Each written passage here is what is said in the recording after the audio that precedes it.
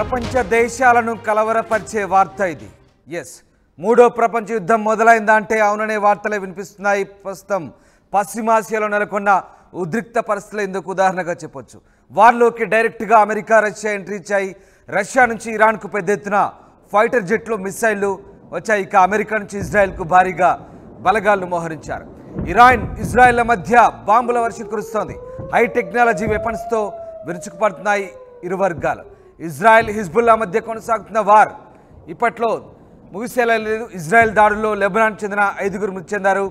లెబనాన్లోని Lebanese గ్రామంలో Israel జరిపిన దాడుల్లో 5 లెబనాన్ పౌరులు మృతి చెందినట్టుగా తెలుస్తోంది. హిజ్బుల్లా డ్రోన్ దాడుల్లో అటు అమెరికా సైనికులకు గాయాలయ్యాయి. వెనక్కి తగ్గేది లేదంటూ రష్యా అధ్యక్షుడు పుతిన్ కూడా చెప్తున్నాడు. ఇక ఇరాన్ ఇజ్రాయెల్పై యుద్ధం ప్రకటిస్తామని చెప్తున్న నేపథ్యంలో ఇరాన్కు మద్దతుగా రష్యా నిలుస్తున్నట్టుగా తెలుస్తుంది.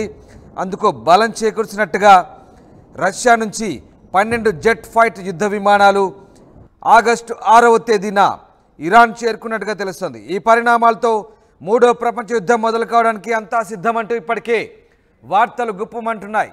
మరోవైపు వెనక్కి తగ్గేది లేదంటూ రష్యా అధ్యక్షుడు పుతిన్ కూడా చెప్తున్నాడు. ఇరాన్కు తమ మద్దతు ఉంటుందంటున్నారు. సాధారణ పౌరుల్ని టార్గెట్ చేయకుండా పని ఫినిష్ చేయాలని పుతిన్ ఆదేశాలు జారీ చేసినట్టుగా తెలుస్తుంది. యుద్ధం వద్దంటూనే ఆయుధాలు అటు అమెరికా సమకూరుస్తోంది.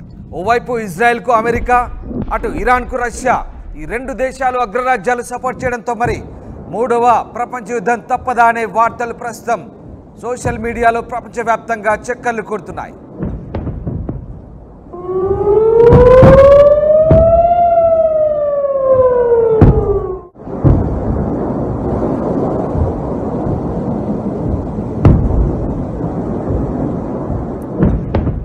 పశ్చిమాసియాలో యుద్ధ మేఘాలు కమ్ముకుంటున్నాయి. రష్యా నుంచి 12 యుద్ధ జెట్ విమానాలు ఇరాన్ వచ్చాయన్న వార్తల క్రమంలోనే లెబనాన్ దేశంలోని లెబనీస్ పట్టణాన్ని టార్గెట్గా ఇజ్రాయెల్ వైమానిక దాడులు చేసింది.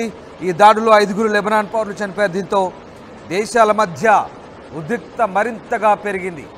అయితే మరోవైపు లెబనాన్ రాజధాని బీరూట్పై ఇజ్రాయెల్ విమానాలు చక్కర్లు కొట్టినట్టుగా వార్తలు వచ్చాయి. దాదాపు అరగంట పాటు బీరూట్ లెబనాన్ రాజధాని బీరూట్ సరిహద్దుల్లో బీరూట్ పట్టణ శివార్లలో ఇజ్రాయెల్ యుద్ధ విమానాలు చక్కర్లు కొట్టినట్టుగా అక్కడి వార్తా సంస్థలు కూడా ధృవీకరిస్తున్నాయి.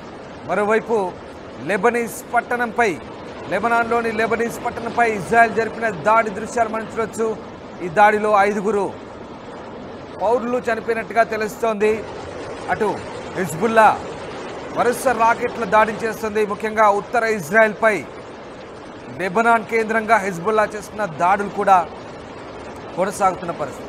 ఈ నేపథ్యంలో ఆ దాడులను ఇజ్రాయెల్ కూడా తిప్పికొడుతోంది. మరోవైపు ఇరాన్ ఇజ్రాయెల్ 2 కూడా అత్యంత ఆధునిక టెక్నాలజీతో కూడుకున్నటువంటి వెపన్స్ను కలిగి ఉన్నాయి.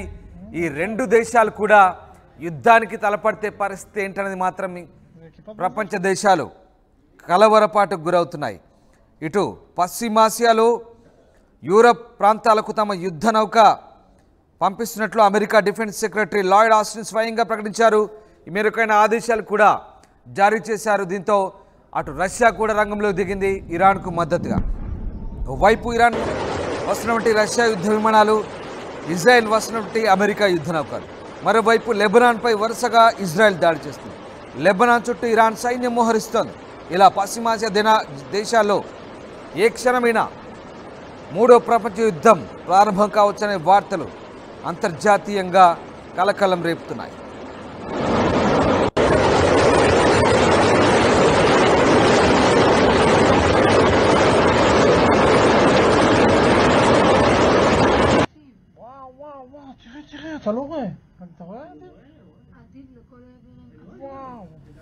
లెబనాన్లో ఉన్న సాయుధ సమూహం హిజ్బుల్లా ఇజ్రాయెల్ ఉత్తర ప్రాంతంలో ఉన్న సైనిక స్థావరాలను లక్ష్యంగా చేసుకుని ప్రమాదకర డ్రోన్ల బ్యారేజీని మోహరించింది. ఈ పరిణామాలు ఇలా ఉంటే యుద్ధం తప్పదంటూ అంచనా వేస్తున్నారు అంతర్జాతీయ విశ్లేషకులు.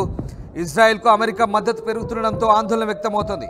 అటు ఇరాన్కు రష్యా యుద్ధ విమానాలు వస్తున్నాయి, ఇజ్రాయెల్కు యుద్ధ నౌకలు వస్తున్నాయి. దీంతో పశ్చిమాసియాలో మరింత ఉద్రిక్తతలు పెరుగుతున్నాయి. ఇటు ఏం జరుగుతోంది? ఇజ్రాయెల్ హమాస్ మధ్య గొడవ కాస్త మూడో ప్రపంచ యుద్ధానికి దారి తీయబోతుందా అంటే అవుననే వార్తలు ప్రస్తుతం బలాన్ని చేకూరుస్తున్నాయి. ఇందుకు తగ్గట్టుగా పశ్చిమాసియాలో చోటు చేసుకున్న పరిస్థితులు ప్రస్తుత వాతావరణానికి అద్దం పడుతున్నాయి. గత వారం ఇరాన్ రాజధాని టెహ్రాన్లో హమాస్ చీఫ్ ఇస్మాయిల్ హనియా హత్యకు గురైనప్పటి నుంచి ఉద్రిక్తతలు మరింత పెరిగాయి. ఇరాన్, లెబనీస్ గ్రూప్, హిజ్బుల్లాతో సహా ఆ ప్రాంతంలోని దాని మిత్ర దేశాలు స్పందన కోసం ప్రయత్నిస్తున్నాయి. హనియా చనిపోవడానికి ఒక రోజు ముందు కూడా బీరూట్ శివార్ ప్రాంతంలో ఇజ్రాయెల్ జరిపిన దాడిలో హిజ్బుల్లా అగ్రనేత కమాండర్ షుక్రూ మరణించాడు. ఈ నేపథ్యంలో ఇరాన్ మరింత సీరియస్గా తీసుకుంది. ఇరాన్లో ఉంటున్నటువంటి ఇస్మాయిల్ హనియా హత్యతో ఒక్కసారిగా దేశంలో ఆగ్రహ జ్వాలలు పెళ్లివికాయి. దీంతో ఒక్కసారిగా ఇరాన్ చాలా సీరియస్గా తీసుకుంది ఇజ్రాయెల్ విషయాన్ని. ఇజ్రాయెల్పై ముప్పేట దాడికి ఇరాన్ సిద్ధమవుతున్నట్టుగా తెలుస్తోంది. అయితే ఇజ్రాయెల్ సార్వభౌమత్వాన్ని కాపాడేందుకు తాము అన్ని విధాలా ప్రయత్నిస్తామని, ఇజ్రాయెల్కు అండగా ఉంటామంటూ అమెరికా చెప్తోంది. అంతేకాదు అమెరికా ఏకంగా తమ బలగాలను ఇజ్రాయెల్కు అనుకూలంగా మోహరించడంతో ఇక రష్యా ఇండైరెక్ట్గా రంగంలోకి దిగింది.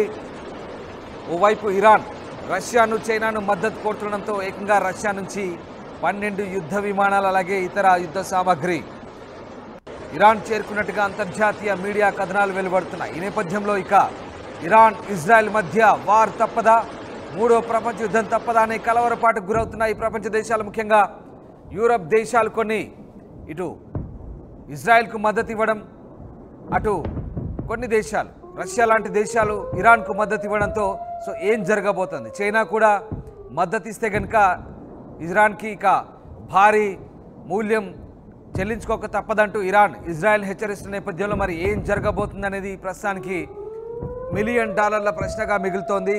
మరోవైపు పగలు రాత్రి తేడా లేకుండా అటు హమాస్, హజ్బుల్లా కమాండర్లపై ఇజ్రాయెల్ వరుస దాడులు జరుపుతోంది. అలాగే అటువైపు నుంచి కూడా ఎదురుదాడులు కొనసాగుతున్నాయి. లెబనాన్ అలాగే ఇరాన్ కేంద్రంగా హిజ్బుల్లా, హమాస్ చేస్తున్నటువంటి దాడుల్లో ఉత్తర ఇజ్రాయెల్ కూడా భారీగా ప్రాణ నష్టం జరుగుతుంది. ఈ నేపథ్యంలో ఇరువైపులా ప్రాణ నష్టం జరుగుతుంది. గత ఏడాది అక్టోబర్ 7న ప్రారంభమైన యుద్ధ వాతావరణం ఇంకా కొనసాగుతూనే ఉంది. ఇది కాస్త యుద్ధాల మధ్య దేశంగా పరిణమించింది.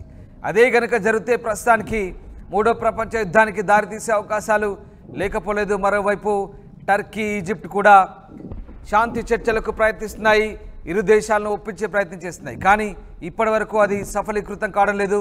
అటు దక్షిణ కొరియా లెబనాన్లో ఉన్న తమ పౌరులకు హెచ్చరికలు జారీ చేసింది. ఆ పౌరులంతా కూడా దేశాన్ని విడిచి వెళ్లాలంటూ అక్కడి నుంచి హెచ్చరికలు జారీ చేస్తున్న పరిస్థితి, లేదంటే దేశ బహిష్కరణ గురవుతారంటూ దక్షిణ కొరియా ఆ దేశ పౌరులను హెచ్చరిస్తున్న పరిస్థితి. దక్షిణ కొరియా కూడా ఇరు దేశాల మధ్య శాంతి చర్చలు జరగాలని కోరుకుంటుంది.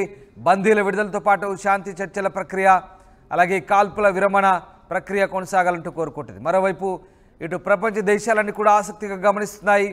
ఇరు దేశాల మధ్య శాంతి నెలకొల్పాలని చాలా దేశాలు ప్రయత్నిస్తున్న పరిస్థితి. కానీ ఏం జరగబోతుంది పశ్చిమాసియాలో? ఇక యుద్ధం తప్పదా అంటే ప్రస్తుతానికి ఉన్నటువంటి ఉద్రిక్త పరిస్థితుల నేపథ్యంలో ఈ వాదనలు మరింత బలం చేకూరే అవకాశాలు కనిపిస్తూ ఉన్నాయి. మూడో ప్రపంచ యుద్ధం జరగబోతుందనే వార్తల నేపథ్యంలో ప్రస్తుతానికి ప్రపంచ దేశాలు అలాగే చాలామందికి ఇది కలవరపాటుకు గురి చేసే అంశంగానే చెప్పవచ్చు.